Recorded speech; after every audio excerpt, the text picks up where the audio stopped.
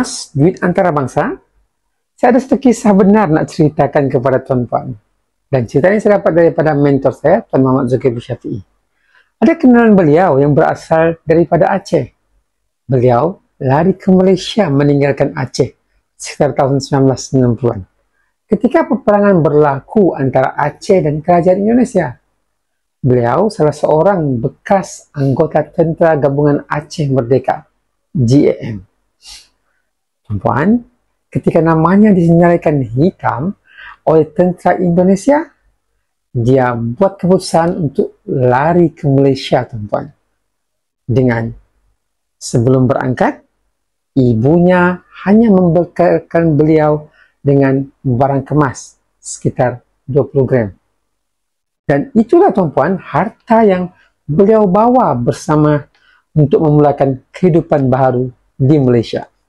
Tuan-puan, sampai di Malaysia saja, dia pergi gadaikan emas tersebut bagi mendapatkan pinjaman sebagai modal untuk memulakan bisnes.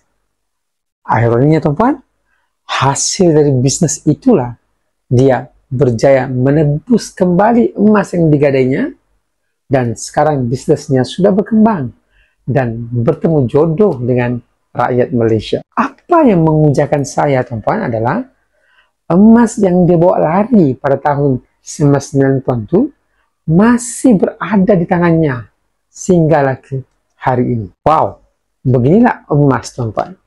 Bawalah ia kemanapun, emas seperti ini tetap berharga. Sebab apa? Emas itu sendiri adalah duit antarabangsa.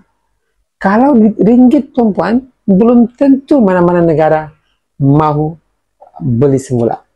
Sampai pernah terjadi suatu ketika dulu, duit negara kita tak diterima di negara seberang, seperti Thailand.